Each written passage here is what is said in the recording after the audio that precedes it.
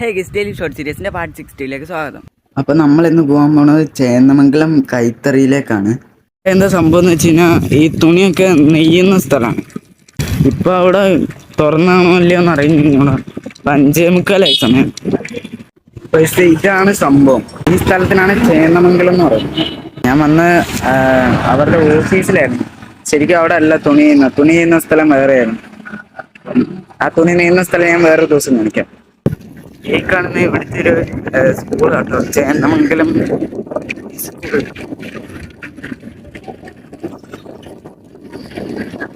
അതേപോലെ വഴി കണ്ടൊരു വണ്ടിയാണ്, അതിൽ കിണ്ണം വിൻറ്റേജ് ഉണ്ട്, ലുക്സ് ആണ്.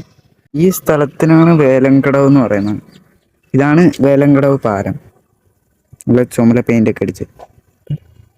ഇപ്പം അത്യാവശ്യം ഇരുട്ടിയാവുകൊണ്ട് വലിയ കാര്യമായിട്ടൊന്നും കാണാനൊന്നും പറ്റൂല. അപ്പോൾ ഈ സിന്ധു കോട്ട അടുത്ത വീഡിയോ കാണാം. ബൈ.